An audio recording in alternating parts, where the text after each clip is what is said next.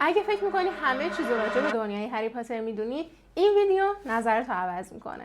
سلام، من شیرینم و اینجا شیرین آباست. به یه ویدیو دیگه از کانال من خیلی خوش اومدی. توی این ویدیو میخوایم بریم سراغ فرانچایز محبوب من یعنی هری پاتر و پرده از تئوری‌هایی برداریم که با خوندنشون هم مغزمون سوت میکشه. من 10 تا تئوری دیوانه کننده رو از سراسر اینترنت و ردیت و فرم‌های مختلف جمع کردم و قراره که بخونمشون و نظر کارشناسی بدم که آیا از نظر من این تئوری‌ها درستن یا غلط.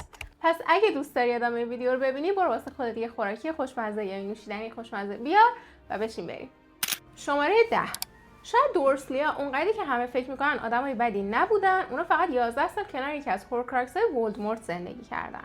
خب ببین، این نظریه میگه که چون یه تیکه از ولدمورت توی هری بود و در واقع یه هورکراکس بود، باعث شده بود که آدمای اطرافش که دورسلیا بودن خیلی بداخلاق و خشن و نامهربون باشن. و اگر یادتون باشه کلا هورکراکس ها این خاصیت رو داشتن دیگه. توی کتاب و فیلم 7 وقتی که ران مدت زیادی اون هورکراکس رو داره گردنش داره، کلا به هم میریزه و باعث میشه که یکی از بدترین دعواهای خودش رو هری اتفاق بیفته. Your parents are dead. You have no family. و این نظریه داره دقیقاً همینو میگه که احتمالاً دورسلی آدمای اوکی بودن، حالا نه که بگیم آدمای خوبی بودن، ولی چون کنار هورکراکس ولدمورت زندگی کردن تبدیل به این آدمای مزخرفی شدن که ما میبینیم. اما آیا این نظریه از نظر من رد میشه یا تایید میشه؟ من این نظریه کاملا رد میکنم. به چه دلیل؟ اولین دلیل و مهمترین دلیلش اینه که اگر که هری این خاصیت رو در خودش داشت و اگه کلا مثل یک هورکراکس کامل بود، آدمای دیگه‌ای که داشتن باهاش زندگی می‌کردن و کلا باهاش در رفت و آمد بودن، مثل کسایی که توی خوابگاه باهاش بودن یا مثلا هرماینی، چه می‌دونم پروفسور، هر کس دیگه‌ای، متوجه این اثر هری می‌شدن. و از همه مهمتر، قطعاً اگر که هری اینطوری بود، خب خودش هم افسرده و عصبی بود دیگه. ولی ما کلا همچین چیزی رو توی فیلم‌ها و کتاب‌ها نمی‌بینیم. نظر من اینه که چون یه قسمتی از روح ولدمورت ناخواسته وارد بدن هری شده بود، باعث شده بود که هری یه هورکراکس ناپایدار و یه هورکراکس ناقص باشه و به همین خاطر تاثیرات معمول هورکراکس ها رو هم نداره. نظریه بعدی میگه که ابرفورس قبل از نبرد هاگوارتس به هری و هرماینی و ران معجون شانس یا همون فیلیکس فلیسیس داده بود. ابرفورس رو که میشناسی؟ آره.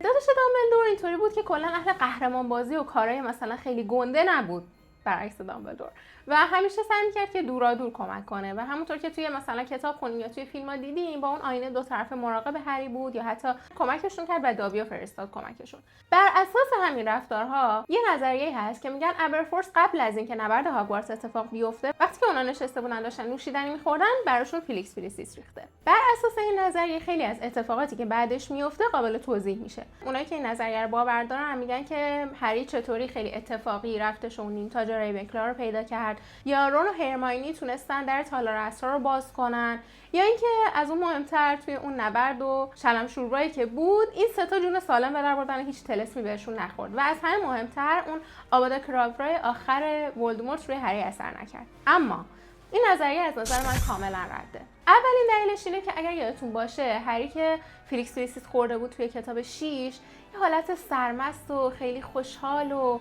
خیال و این چیزا داشت و ما همچین چیزی رو توی کتاب و فیلم 7 نمیبینیم و اونا همش تحت فشارن، استرس دارن و خب اگر فیلیکس فلیسیس خورده بودن اینطوری نبود دیگه. دلیلی که میگن که چطور هری از آبادا کدابرای آخر نجات پیدا کرد اینه که دقت نمی‌کنید. هری صاحب اصلی ابرچوب دستی بود و به خاطر همین طلسم روش اثر نمی‌کرد.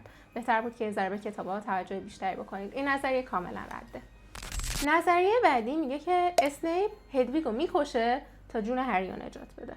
خب نبرد 7 هری رو که یادتونه. توی نبرد معروف 7 هری جغد هری در واقع هدویگ میمیره و توی کتاب ما اینو میخونیم که کلا تصادفی این اتفاق میفته. اما یک نظریه هست که میگن اسنیپ از قصد هدویگو میکشه که هری اصلی لو نره، به خاطر اینکه هدویگ خب از کنار هری کنار نمیرفته و همش پیشش بوده. اما این نظریه ممکنه جالب به نظر بیاد ولی غلطه. به این دلیل که اول از همه ما میدونیم که اسنیپ اون موقعی که نبرد داشت اتفاق میافتاد جای دیگه ای بود و داشت به محفل ققنوس در واقع کمک میکرد و اتفاقی باعث شد که گوش جورج ویزلی هم آسیب ببینه. و دلیل دیگه ای که من این نظریه رد میکنم اینه که ما تو کتاب میخونیم وقتی که هری سوار موتور هاگرید میشه، هدویگ توی قفسه و اصلا در حال پرواز یا مثلا کنار هری نیست و این اصلا یک سرنخی نبوده که مثلا خیلی تو چشم باشه و اسنیپ بخواد به خاطرش بیاد هدویگو بکشه. اصلا مهمتر این که اگه اسنیپ خواست بخواد کمک هری بکنه، خب خیلی راههای بهتری وجود داشتن که بیاد جفتشو که این هم دوستش داشت و از بین ببره.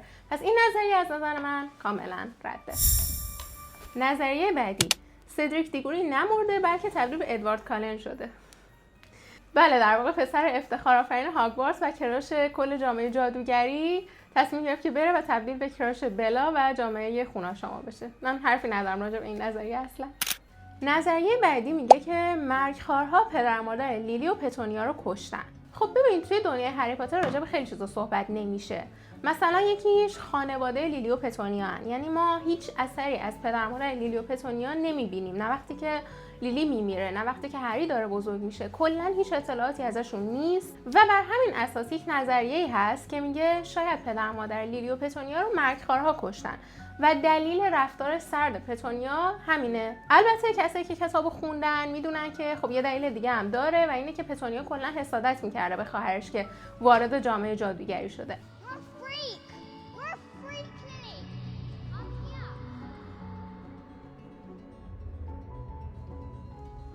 اما اینکه هیچ اطلاعاتی از پدر مادرشون نیست کاملا میتونه تاییدی بر همین مسئله باشه که شاید واقعا خانواده لیلی و پتونیا از جامعه جادوگری آسیب خیلی شدیدی دیدن و این فقدان بزرگه که پتونیا رو تبدیل به همچین آدمی کرده. من این نظریه رو تایید میکنم. نظریه بعدی میگه که دامبلدور از کارت‌های قورباغه شکلاتی به عنوان شبکه اطلاعاتی استفاده میکرد. این خیلی نظریه جالبیه.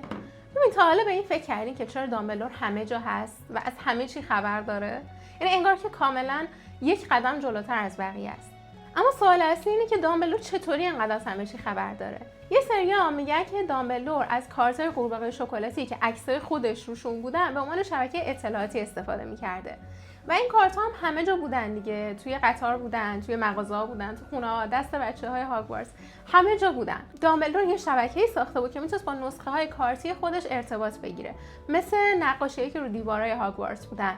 یادتونه میتونستن از قابشون خارج بشن، برن به یک جای دیگه اطلاعات بگیرن و دوباره برگردن. خب خیلی‌ها میگن که دامبلدور از همین روش استفاده می‌کرده برای اینکه اطلاعات بیشتری داشته باشه. من کاملا این نظریه رو تایید می‌کنم، به خاطر اینکه تنها کسی که میتونست همچین کاری بکنه دامبلدور بود و انقدر که یه قدم از بقیه جلوتر بود و کارهای هوشمندانه و اختراعات جالب میکرد. من این نظریه رو کاملا تایید میکنم و به نظرم 100% همینطوری بوده.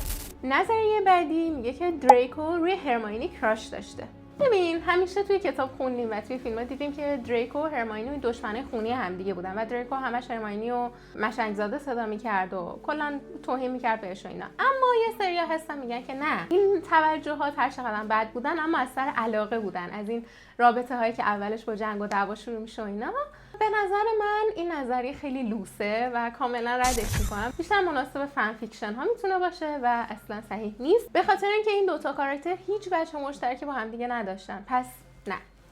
نظریه بعدی میگه که نویل پسر انتخاب شده واقعی بود. یه نظریه جالب هست که میگه هری اون پسر انتخاب شده واقعی نبود و نویل در واقع اون پسر بود. حالا چرا؟ به خاطر اینکه وقتی نویل و هری نوزاد بودن، اون پیشگویی معروف یه که پسری که آخر ماه هفتم به دنیا میاد ارباب تاریکی رو شکست میده.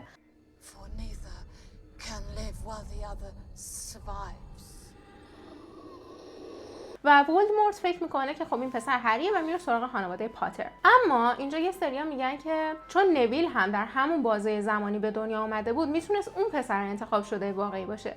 همونطور که توی کتاب هفتم میبینیم خیلی جاها هم از خودگذشتگی نشون میده و حتی یکی از هورکراکس‌ها رو نابود میکنه و در واقع این توانایی رو داشته. و خب خیلی‌ها میگن که چقدر داستان میتونست متفاوت باشه اگر که اون پسر انتخاب شده واقعی بود و هری میفهمید که اصلا این کاری نبوده. اما از نظر من این نظریه هر چقدر میتونه جالب باشه ولی رده. درسته که نویل توانایی خودش رو نشون داد و کلا یک کاراکتر دیولپمنت خیلی خوبی ازش دیدیم، اما رولینگ عملاً اعلام کرده که پسر انتخاب شده واقعی هری بود و به نظر من نویل فقط میتونه یک مکمل باشه که توی کتاب هفتم به اهمیتش پی میبریم. نظریه بعدی یکی از معروف‌ترین و عجیب‌ترین نظریه هاست. میگه که 4 تا بچه نارنیا مؤسسای واقعی هاگوارتس بودن. این نظریه رو من خیلی تا حالا شنیدم. میگن که پیتر و ادموند و سوزان و لوسی در واقع همون 4 تا بچه‌ای که توی نارنیا بودن بعدها اومدن هاگوارتس رو تأسیس کردن. و حالا دلیل این نظریه چیه؟ میگن که شخصیت‌های این بچه‌ها با شخصیت بنیانگذارای هاگوارتس خیلی شبیه همه. مثلا پیتر که شجاع و دلیره و رابطش با اصلان یادآور نماد گریفیندوره. ادموند که گاهی بدخلقه و البته جاه طلبی داره و یادآور اسلیترینیاست. سوزان که باهوش و زیرکه مثل ریونکلایا و لوسی که مهربون و فداکاره مثل هافلپافیا. حالا این نظریه از نظر من رد میشه یا تایید میشه؟ ببین شباهتشون واقعا قابل توجهه. اگر که نارنیا رو خونده باشین یا فیلماشو دیده باشین به این شباهت بیشتر پی میبرین. اما به نظر من صرفا یک الهامگیری میتونه باشه. یعنی رولینگ ممکنه که از شخصیت‌های نارنیا برای بنیانگذاری هاگوارتس الهام گرفته باشه، نه اینکه دقیقاً یکی باشن با هم دیگه. و اما غمگین ترین نظریه هری پاتر، همه داستان هری پاتر فقط توی ذهن هری بوده. این یکی از قدیمی ترین و تلخ ترین نظریه های راجع به هری پاتره که میگن همه داستان هری پاتر و اتفاقات هاگوارتس و جنگش با ولدمورت همه چی تو ذهن هری کوچولو بوده. یعنی فکر کن هری بیچاره توی اون زیر پله‌ای انقدر تنها و بدبخت و گشنه بوده که تو ذهنش اومده یک دنیای جادویی ساخته که توش همه کار میتونه بکنه، حتی میتونه ارباب تاریکی رو شکست بده و دوستای خیلی خوب و مهربونی داره که تا پیری با هم دیگه دوستن و حتی بچه‌هاشون با هم دیگه دوست میشن و توی یک قلعه جادویی زندگی میکنه. خانواده ویزلیا هستن که مثل خانواده خودش دوستش دارن و این نظریه میتونه منطقی باشه. یعنی کلا این یک پیچش داستانی که توی خیلی از قصه ها هست که مثلا آخر داستان میفهمی که همه چیز توی ذهن یک کاراکتر داشته اتفاق میافتاده و بیشتر اتفاقات داستان‌های هری پاتر هم ما داریم از چشم هری میبینیم. یعنی داریم جاهایی که هری هست ما داستان رو داریم میبینیم. اما به نظر من این نظریه رده، به خاطر اینکه اگر قرار بود اینطوری باشه خیلی کودکانه میشد. میدونی تو یک همچین چیز عظیمی خلق کردی، همچین چیز ارزشمندی خلق کردی که راجع به دوستی ها، خیانت ها، خیر و شر و راجع به همه چیزهای فوق العاده داری توش صحبت میکنی و آخرش مثلا اینطوری باشه که نه اینا همش تو ذهنش بود. پس این نظریه هر چقدر میتونه جالب باشه و در این حال تلخ، اما از نظر من رده. خب اینم از 10 تا نظریه دیوونه کننده راجع به هری پاتر. اگر شما هم نظریه‌ای راجع به هری پاتر شنیدین که به نظرتون خیلی جالب میاد یا حتی خودتون نظری دارید، حتما برام توی بخش کامنت ها بنویسید، من همش رو میخونم. و اگر ویدیو رو دوست داشتین لطفا ویدیو رو لایک کنین، چون با این کارتون از من خیلی حمایت میکنین. همین دیگه، تا ویدیوی بعدی، لوموس.